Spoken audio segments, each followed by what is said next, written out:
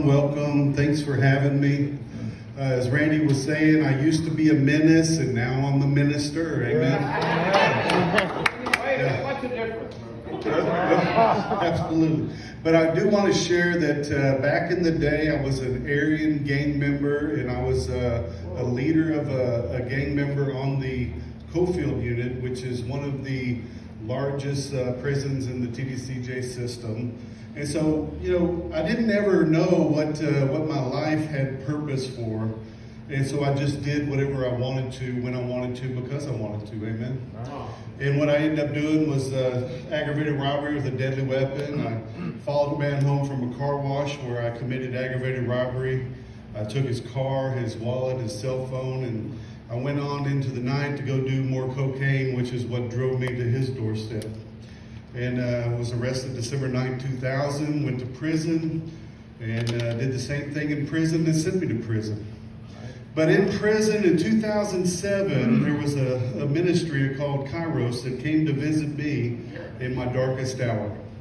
And so I got saved. I had an experience where my life was transformed. I gave my life to Christ. Yep. Amen. To God be the glory.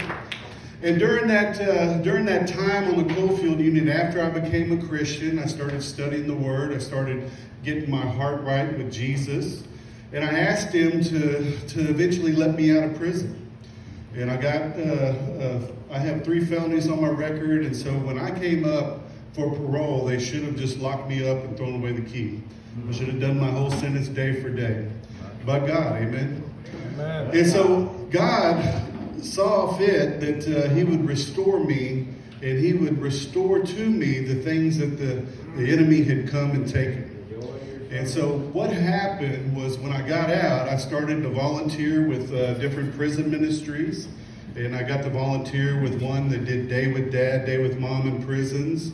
And that's where I met Laura and Robert and a bunch of other of our friends. Then I started doing a Bill Glass prison ministry where I got to go evangelize and share my faith. And any ministry that said, "Hey, Charles, would you go in with us?"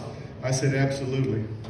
But I want to share with you, as a prison minister, every ministry, whatever the name on the door is, they need 3 resources. Amen. They need your time.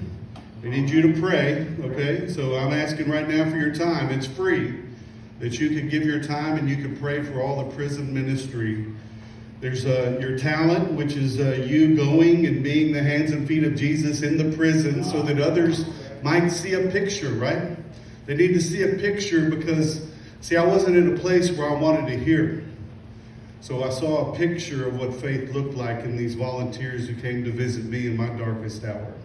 And then every ministry needs your tithe and your treasure. And so we ask you to pray about whether you could pray, whether you could go, or whether you could give. But the ministry that I'm involved in now, I'm a full-time prison minister. I work as a part-time chaplain. And so I get to go visit people at work and share my faith with them and to encourage them in their faith. And then in the evenings, I go into the prisons. And so I'm the Dallas-Fort Worth Regional Coordinator of a ministry called Bridges to Life. That's Bridges, TOLIFE.org. And on the Bridges to Life website, you can find out that we're a 14-week restorative justice, faith-based ministry. And we need volunteers. My number one job, believe it or not, is to recruit people to go into prisons. Because I'm one person, and if I'm going to impact the prison system, which has 117,000 offenders in it currently, I need to have ministers that can go in with me. And so if you have it on your heart that God might impel you or compel you to go into the prisons, I would like for you to reach out to me through the bridgestolife.org website. There's a staff page on there where you can look at the staff page. You'll see a picture of me. And if you click on my picture, it'll pull up my information, my phone number, my email address. You can send me an email. You can say, "Hey, Charles, I saw you at open mic night, and I'm interested in volunteering in prison."